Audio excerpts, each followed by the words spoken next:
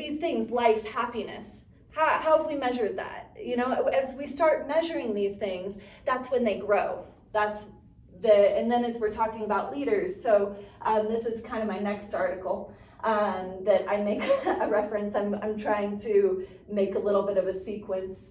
To be a trailblazer, for one, I reference Potawatomi specifically, which is a native language that we have a great deal of and a great deal of knowledge about, only because the Potawatomi integrated with the French heavily because they resided along that Canada border and weren't eradicated so heavily as some other native civilizations and cultures, but 80% of our words that are nouns are verbs in Potawatomi.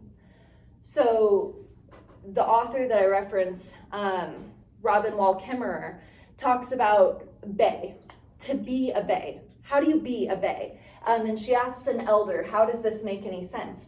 And a bay is a living feature. A bay moves and changes. And so that is the reference, that we have the same words in this language for grandfather as tree and grandmother. These are our elders. We learn from nature. We don't refer to nature in Potawatomi as a thing. It's not it. It's she, he, they are teaching us, and we learn from nature. And in that, we learn that everything's connected, because everything is connected and living and moving and breathing in nature. We don't, when you cut a tree down and you make it into a desk, then it can be a thing, because then it's dead. But until that point, it's not dead, so we don't refer to it as a thing. And in this, I specifically reference two women, and there's a lot of writing women back into history, because women haven't been the presidents and leaders of organizations and such for so long. You know, this has generally been a lot of Protestant white males that have dictated that narrative. But I talk about Sacagawea and also Araminta Ross, as you would know as Harriet Tubman, who both inspired communities. They both were able to lead people. They used their knowledge of land, and they used their knowledge of navigation to lead people. And, you know, we're a part of maps, and, you know, the surveying community has never regarded those two women as being important to surveying. And yet, for me, I feel that was my inspiration for why I was interested in surveying, why I've been interested in being able to navigate with the stars and explore lands. So I think that recognizing you don't have to accept other people's narratives, and you can rethink that. So this is the Association for Computing Machinery's Code of Ethics, to give a basis for why this is a consistency in my codes and your codes. Your number one goal is to contribute to society and to human well-being, acknowledging that all people are stakeholders in computing. Institute of Electrical and Electronics Engineers, safety, health, and welfare of the public is your number one objective. That is your number one priority in your ethical code, ensuring that technology does not pose risks to users. So does anyone have any ideas of what that would look like if we considered, what does AI look like when we consider future generations, when we consider being responsible for that? So in my mind, I feel like a lot of these companies that are displacing and firing people for AI, they're responsible for them. They're responsible for their jobs. They're responsible for really training people, like, how do you stay relevant and useful when AI can replace you? there's a level of, you yourself, and lucky for all of you, everything needs computers. Everyone's so dependent upon computers that you guys could go anywhere with your knowledge. You will be able to apply that to so many things. I know computing engineers that are in the transportation sector. That is becoming really prevalent as we optimize transportation. But nevertheless, it changes the dynamic. So is anyone interested in GIS data applications? Do you know yet? Interest? Okay, so obviously Google Earth, all of these, there's different ways to collect data, but for the most part, surveyors collect a lot of land data, even LiDAR, a lot of those are run by surveyors. But if a surveyor is surveying this slope, most jurisdictions don't care about any of these trees. They could survey this slope and give you that data. And maybe you're even processing data for a huge area and optimizing, all right, where is the best place to build such and such development? Maybe we're trying to build a shopping mall. That's what your employer is doing. And you receive all this data, but it doesn't have any of the trees. That is where I'm getting into the code of ethics for engineering and surveying. We need to look at the whole picture. How we portray the world is how the world is then perceived. So once we put the trees in, that completely changes the design. Once we look at things, we look at their water resources here. If we consider AI technology, but then we say, oh wait, that's going to use critical water resources, and that energy is also then coming from fracking, and even if it's cobalt and it's destroying the Congo. If we start to look at everything of how this is connected, it starts to change our decisions of how we do things. So this is right here in the Denver Front Range area. The Suncor energy plant is very old, constantly polluting, and it is causing significant long-term damage. We are in a non-attainment zone. We have been in a non-attainment zone for 16 years. We have a severe air quality in this area. If anyone got some air alerts and such this summer, it's a problem that the whole world faces. But we also have a lot of responsibility for it right here, and recognizing that that energy goes into the lights and the computers and everything, makes us all responsible for this. And I wanted to acknowledge that there are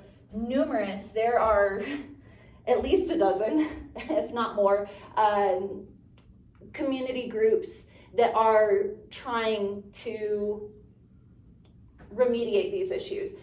So Cultivando is one. This is Save the Aurora Reservoir. There is Earthworks, Earth Justice, Colorado 350, Sierra Club, Black and Brown Parents United Foundation.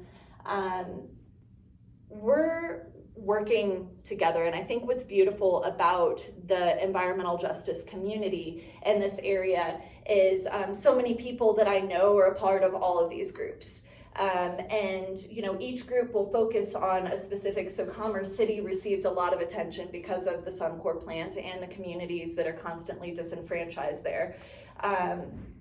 However, it's not hard to be a part of those groups and show up for what you can. If you start to look into things, I think that a lot of times you get sent so many things from ads to be a part of. It doesn't take a whole lot of effort to sign up for some of these that aren't advertising to you and be a part of those and show up when you can. Of course, today is election day. Who's voted? All right. Who else could vote but hasn't yet? All right, good. That was more than those that who'd voted. So that would represent, this is an old cartoon before meme was a thing. And we almost always see that across the board, that most people, there are more people that don't vote thinking that it won't make a difference. I'm not bashful about my opinions, so I'm a pretty adamant, often third-party voter.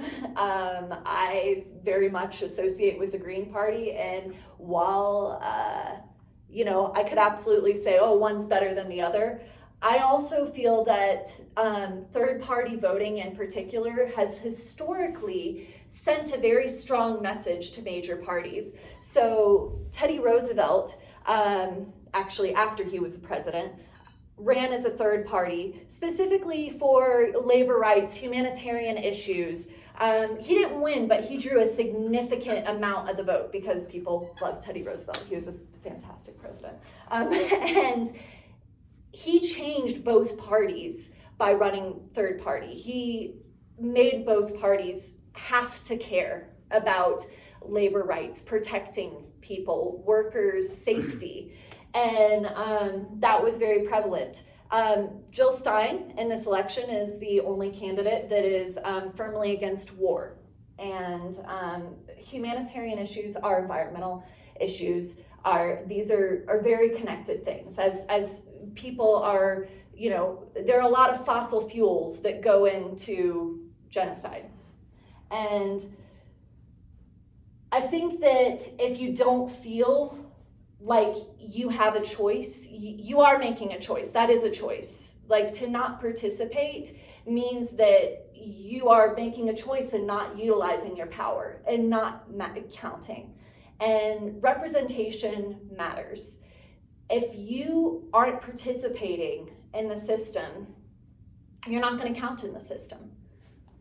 So I wanted to point out, so proportional representation is a little bit different form of democracy. In Canada, a lot of other governments, there is not necessarily this bipolar system. So I like to be hopeful and think that, maybe we can get some kind of proportional representation. However, there's been a lot of active laws in the past couple of years against ranked choice voting and systems that could bring that into action. However, if we participate in the system, that's how we don't let those freedoms be taken away from us. If voting didn't matter much, foreign governments wouldn't try to influence it. I mean, obviously there's a lot of money that goes into influencing voting, so it does matter. So as we talk about different kinds of democracy, we can also talk about different kinds of capitalism. I have heard, since I've been at this university, a lot of people be anti-capitalist. And there are definitely a lot of reasons that capitalism is causing a problem. However, capitalism, and I'll get in this to just a second, but capitalism was a solution for a previous era. And right now we need to come up with a new solution. So what is post-capitalism? What does that system look like? How do we transition it? So something that I feel as we're connecting to systems and taking everything to account is this idea of regenerative capitalism, which realizes that business isn't in addition to nature, but intrinsically baked into it. It's recognizing this is where everything comes from. The earth, even, all of our computers, it all comes from nature. It all feeds that. Regenerative capitalism refers to business practices that restore and build rather than exploit and destroy. So there are a number of big companies, including PepsiCo and Ford even, that have stated that they are trying to adopt regenerative practices. They're trying to pay attention to where their energy comes from, where their materials come from, and so having that sustainably sourced. The basic design principle is biomimicry, and biomimicry is a new fancy word for an old concept, which is simply modeling ourselves after nature. We are a part of nature. We have spent a whole lot of time and effort trying to define ourselves separate from nature. But what you focus on grows. So, even as we look at technology, and sometimes this is where I like to even think about science fiction, it's not that we can't have technology as we consider being more regenerative, being more natural in congruency with nature. It's just that it looks a little different. There are a lot of, I've seen like solar panel skins and supercapacitors and various things that model themselves after biomimicry, like organic curves of nature. There are a lot of future cities that take biomimicry into account in future city designs, but we have to think a little bit more out of the box. I think a lot of times when we think about, being truly green is to go live in a cave. My husband will joke about mud huts. I'm like, it doesn't have to be mud huts. We're not living in mud huts. We can just, have houses. Maybe they do have a little bit more of like a hobbit-like form, and but there can still be like technologies. I mean, there are earthship houses. Earthship houses have a lot of technologies in them. There's smart houses that integrate. They just take the whole system into account. So Donella Meadows is, she's a scientist, author, very interdisciplinary professional, and she talks about vision. She wrote a book called Thinking in Systems. Vision without action is useless, but action without vision does not know where to go or why to go there. Vision is absolutely necessary to guide and motivate action. More than that, vision, when widely shared and firmly kept in sight, brings into being new systems. So when I think about action without vision, a lot of times I think about Marx and socialism and that movement that and pretty directly caused World Wars I and II because it wanted to stop capitalism. And there was a real problem that they were responding to, which is still a problem that we're facing today, companies exploiting their resources, exploiting their workers, and workers have more protections. We're now moving that exploitation onto specific communities and nature itself. However, you have to have a vision of what, you can't just say, no, we're not going to have this. You have to have a vision of what you actually want to bring it into being. And so that is definitely something that Donella Meadows and her works illustrates quite well. Does anyone know who this guy is? Any ideas? Do you know? It's Galileo. It's Descartes, but writing at the same time as Galileo. So has anyone heard the word Cartesian? Yeah, right? Cartesian, you talk about the Cartesian plane, yeah. And in math, so I was actually a math competition kid, and it is a reason that I actually got scholarships for computer science. So I took enough computer science classes, because AI scared me when I would, like 15, 20 years ago, AI was scaring me. Now it's just like a thing, so,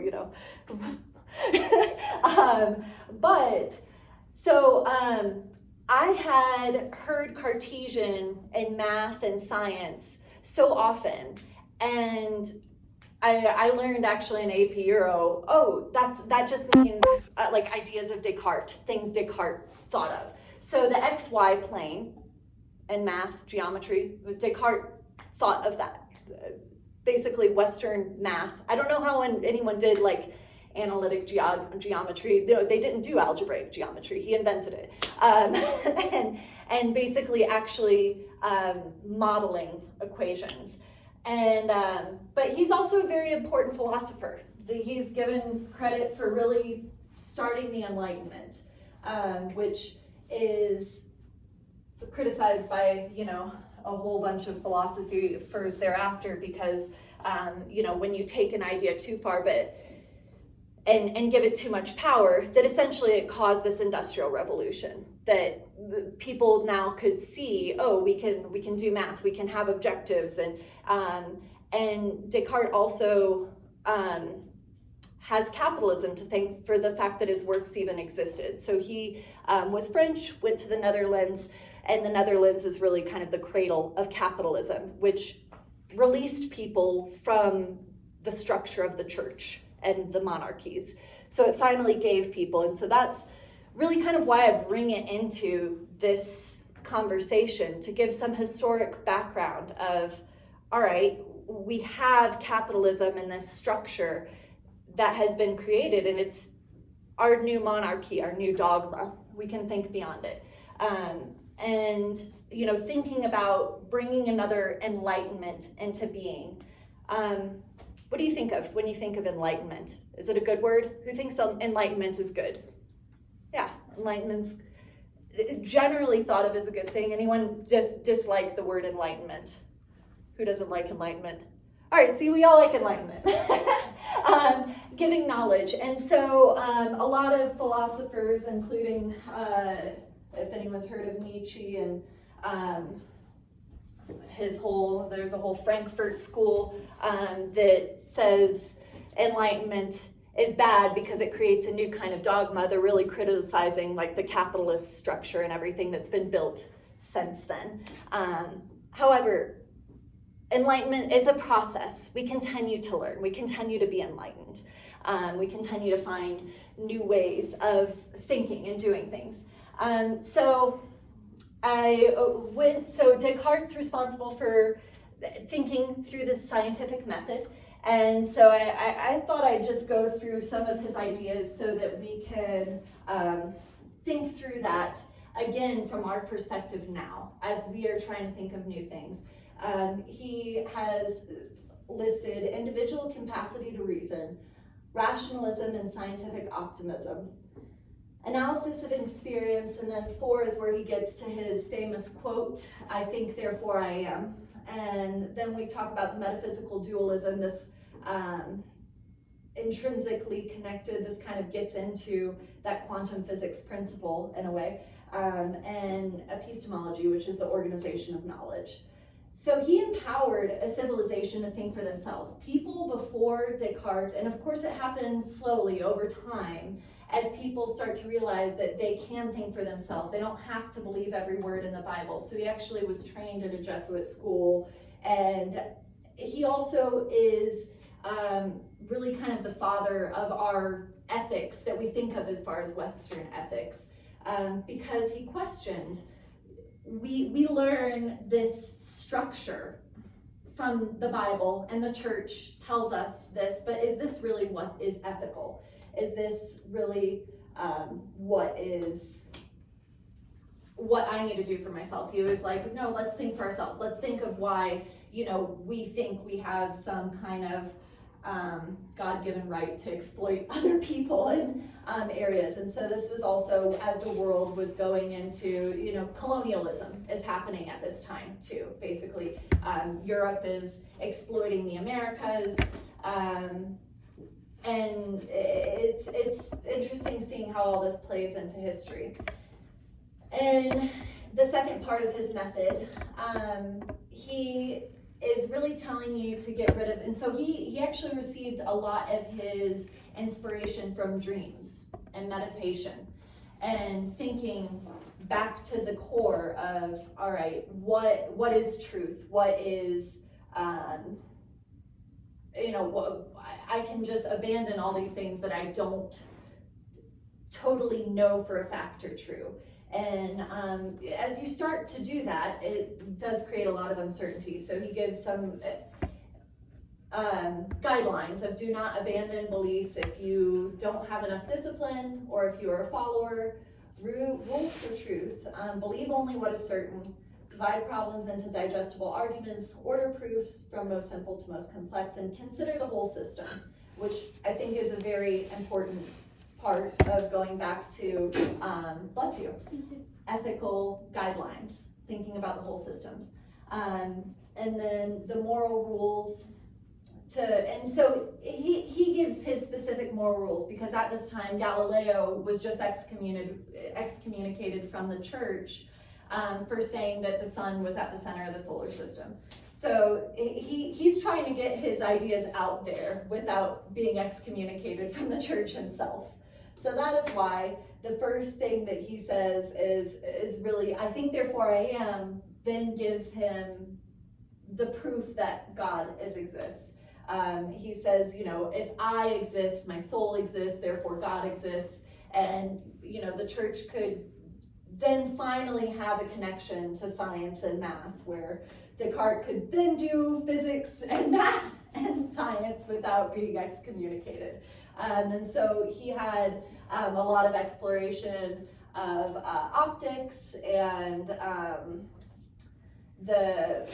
even medical sciences, and further advances into studying emotions. This was his proof for rainbows, proving that it was actually a circle. And then I think it is interesting because he also throws out the window astrology, but I like to evaluate astrology, and I do think it's interesting because if anyone knows about astrology, Descartes was his kind of slash and burn philosophy is very Aries. Aries is the sign for spring. Everything's coming to life again. Pluto, which is this one, is generally seen as a sign that kind of defines a whole era of philosophy. So even Pluto's in Aries. And then I have this comparison to Rousseau that really his ideas end the Enlightenment, and his ideas, so Rousseau is very lead with the mind, Rousseau is lead with the heart. He inspired the American and French revolutions, or at least was very part of it. And so, this is just as Pluto is entering Scorpio, which is a very emotional sign. And I share that because I am a rationalist, right? I'm an engineer, I'm a surveyor. I am very methodical and scientific. However, I also think there is a lot of merit in different ways of thinking. And so I think exploring all those different ways of thinking is constantly important. So Octavia Butler is a Black woman that wrote science fiction in the early 1900s, and which is revolutionary in and of itself. But she expressed a lot of ideas in her fictional works that are revolutionary. It was this idea that God is change, and all that you touch, you change, all that you change changes you. And it's interesting to see because quantum physics and the theory of relativity is also coming at the same time she's writing, and she incorporates a lot of that quantum entanglement theory into her works. And Joanne Macy is an environmental activist, PhD. She, I think, has 3 PhDs. She's writes about active hope. Basically, hope means nothing unless you're doing something with it. You don't get to just sit there and hope. That's false hope. You make a future possible by being an active participant in that future. Grace happens when we act with others on behalf of our world. So that is really this community making futures possible. Audre Lorde is, she's a bit risque, but I really like her work. She talks about just basically the fact of capitalism has taken so much of our passion. That fact that we don't measure being excited about something as we're participating in it. She has, the erotic as a form of power, as a form of empowerment, but really focusing on like what lights you up inside. And making a way, instead of focusing on, okay, well, that's the job that's going to give you the most money, instead saying, I enjoy facilitation. I enjoy working with people and inspiring people, and I'm going to make a job out of that. And that's what she did with her career. And she says it's not our differences that divide us. It's our inability to recognize, accept, and celebrate those differences. So she focused on building common ground with communities. And raising the voice of people. She's also a strong voice in, we have punitive justice and transformative justice. So transformative justice, has anyone heard of transformative justice? Yeah. So, basically fixing a system to where we don't punish people for committing a crime. We change the system. What does it look like when we change a system? Because there are a lot of people in, obviously we know like the sex trade industry and human trafficking and all these things. These are real things. And when someone is a victim of that, so often they're looked at as a criminal. How do we fix that, where the people who are actually breaking that system and exploiting these people, those are the ones, they don't get rewarded in the system? How do we change that, where those people don't receive the money and the satisfaction and gratification that they're looking for, but the people that are abused by the system and are, those people, they can seek help, that they can find ways. So I think that, those ideas are definitely still very prevalent in our society. And this is Robin Wall Kimmerer that I quoted earlier and discussed a little bit earlier, who is a Potawatomi biologist. She is a professor. She wrote this book called Braiding Sweetgrass. It is a beautiful book as far as it's a collection of her essays that really help you see the world from a more indigenous perspective. World ecology is derived from the Greek oikos, the word for home, and recognizing that we think of ecology as, that's nature, that's something separate from us, but recognizing that this is our home, this is our place that we need to take care of. It's all of our collective responsibility. I gave a whole slide to this book, Emergent Strategy, Adrienne Maree Brown, because I think this is there's so many solutions. All the solutions are out there and existing, and I think she organizes them well and has a lot of resources in this book. But definitely was a book that inspired me to reread science fiction from a way that I'm exploring other political structures, other ways of how the world can work. And I reread the Dune series, or I read the rest of the Dune series after reading this book, and I felt like it was really interesting seeing essentially this concept of how do you maintain a balance of the golden age of humanity. Our radical imagination is a tool for decolonization, for reclaiming our right to shape our lived reality. So basically everything we think of in the future, a lot of your ideas for how we can incorporate technology into a holistic world, that's all going to be science fiction until it happens. And then you can write about it and it's a paper, you can, practice it and it's something that we can market and utilize. But until that happens, it's not a reality, it's vision. And so, seeing vision and this collective visioning process as part of our methodology.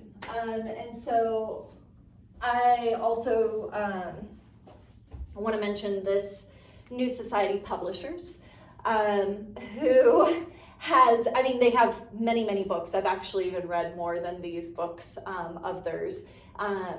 They have a huge collection of authors and thought as far as solutions and this integrated, holistic solution of how we can bring into a future that is resilient. So this concept of resilience is, and indigenous cultures, including, so the Amazon rainforest even, there's terra preta, which is basically biochar, has been found all over the Amazon rainforest, which is an anthropogenic material that is human waste, essentially, that's been slow burned and cultivated this entire lush beautiful rainforest that, you know, is now being destroyed at an alarming capacity. But that resilience feeds the system that you're taking from. So if you take from a system, you give back to it. And so there are a lot of land practices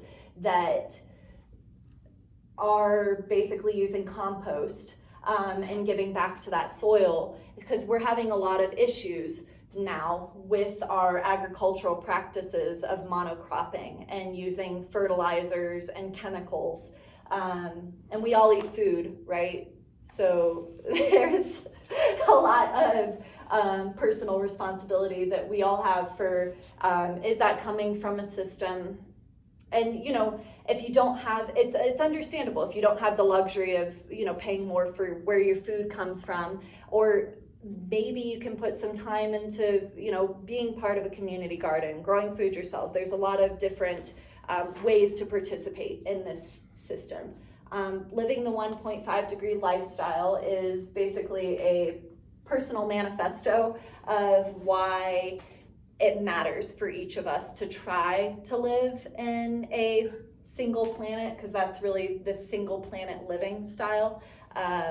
I try really hard to do this. It's really hard. I biked here from Centennial because I try to bike wherever I go.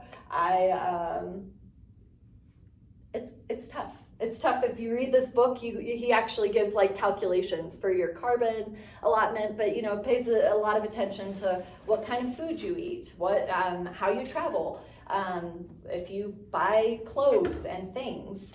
But you know, scaling back our consumer mindset that you know, you vote with your wallet. Has anyone heard that phrase? you vote and give power to these companies by giving them money, by consuming their products. So, you know, it's really important as we try and decolonize ourselves and think in more sustainable ways, to recognize every single place that we have any kind of power. Because it's really easy in this society to not feel like you have any power. But as you recognize that every single action, even making the choice, okay, I'm not going to buy that bottle of water.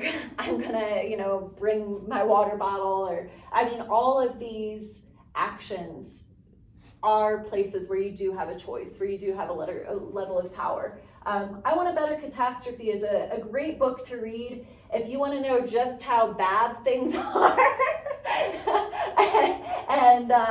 and just thinking about his point is, I want better problems.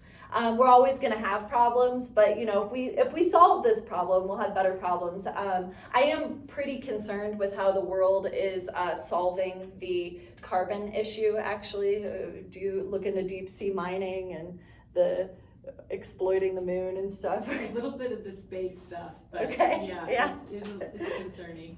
So exactly, as we look at destroying, you know, the last untouched ecosystems in our Earth, in order to get the minerals to make everything green.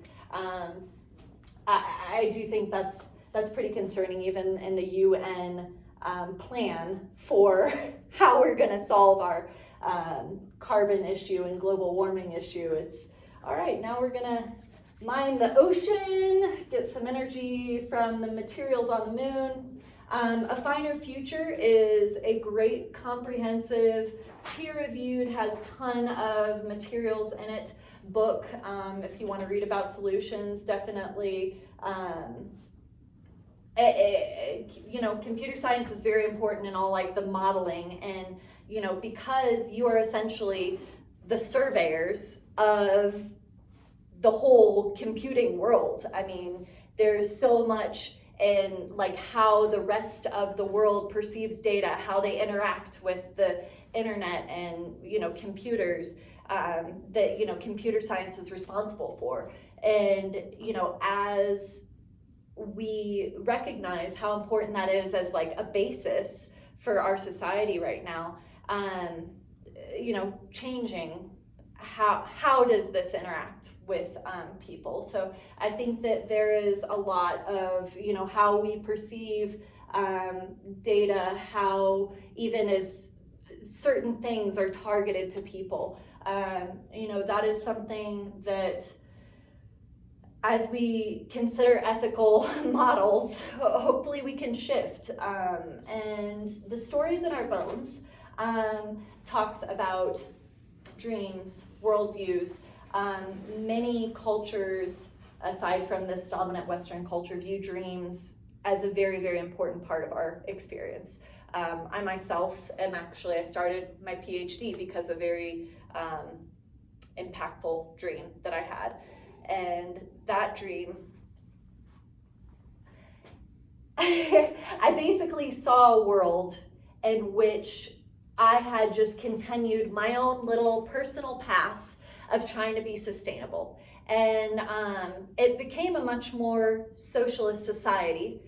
This society became more socialist as far as, we had a safety net, there were free items at the grocery store, but it was creating this false sense of scarcity still. This sense of, oh, there's no food at the grocery store just because the government free funded items are out right now. And everything was very cluttered. And then I went home and had my own little greenhouse compost pod because, again, this world had become just very dense. And recognizing that how we live in this society has been built because of capitalism and fossil fuels. All the roads we have, how much space we dedicate to cars is not how we have to live. Even, sanitary sewer, treating human waste is this thing that we're putting into fresh water. That's not what sustainable cultures did. They recognize that you don't pollute your fresh water. You can reuse. There are different ways of reusing that. So I had this pod that I had chosen to disconnect because the sanitary sewers were filled, and the sanitary sewer service being so overburdened, the government had subsidized these pods. And I created, because there was also a greenhouse structure and clean air, and because the air was so polluted, the CDC had authorized and was selling air in the grocery stores too. But I had this chamber, and I'd made a spot where I could basically meditate and even sleep and have this, mask that was collecting the fresh air. In that space, I was able to meditate and dream into a future city world. And this was a world that was gorgeous. It was a perfectly designed compact city. So the Prince of Saudi Arabia is actually making a very similar city that reuses water. There are a lot of future city designs that are compact, walkable cities that people can, there's only public transportation, there's not cars, and it just completely densifies the whole experience, and it can be sustainable. In my dream, I ended up being caught as I couldn't get out of this city. It was the government was using essentially the dream space and running this city, because that's where this creative power came from. And I ended up trying to escape the city because I couldn't see anything else. And then I was forced to work for the government on the underlying substructure of the compost itself, and I could no longer be above the city. Anyhow, I woke from this dream that I recognized that I had, in my dream, created a problem, because I was trying to understand, was this a good thing or is it a bad thing? How are we getting here? I was just basically my own little cog in the system. I wasn't really working with the government. I wasn't working with the system. And that was a problem in that experience, because I then couldn't rectify, I couldn't connect my realities. I didn't understand, well, how do we get to this future city? How do we change this into this? And, you know, is it a good thing? Where is this energy coming from? Why am I stuck here? And when I awoke from it, it was definitely a very powerful kind of recognition that I do need to be in these planning spaces. So that is my goal of connecting academia to communities, connecting government and that integrated system into communities. And I share that for me because I think that sleep in general, like compost and all these other things that we throw away, it's something that we just disregard because it's something that capitalism, it's not a product for capitalism. Capitalism wants your ideas. Capitalism wants your creativity for itself. It doesn't want you to have that experience. So I urge each of you to recognize how you can use your own ideas, how you can use your own forms of power. And I think dreaming is important. There's a reason why the ancient Egyptians and Greeks and all of these cultures that, you know, our ancient civilizations that we look back on today, the Incans, the Mayans, you know, the Tibetans, all of these cultures have dreams as a very, very important part of their experience. And what are we missing as a society when we don't look at that? What are we missing when we don't recognize that as part of our experience? If you look at Young, and there are a lot of thinkers that, you know, recognize the collective subconscious power. And that's what I think that I tap into a lot of times with dreams. It's a collective subconscious feeling, like recognizing that subtle energy of how people are feeling. So thank you. Does anyone have any questions? Yeah? I was wondering, would you be able to throw up the slide with the links to your articles? Yeah, absolutely. And yeah, you're welcome to share it with the class. Yep, I will share Yeah. it. I'll share it with you all. Yeah, because Yep. exactly, you'd have to log back in. But yeah, you can go ahead and send the slides. Yeah, happy to do that. Yeah, thanks. Well, thank you.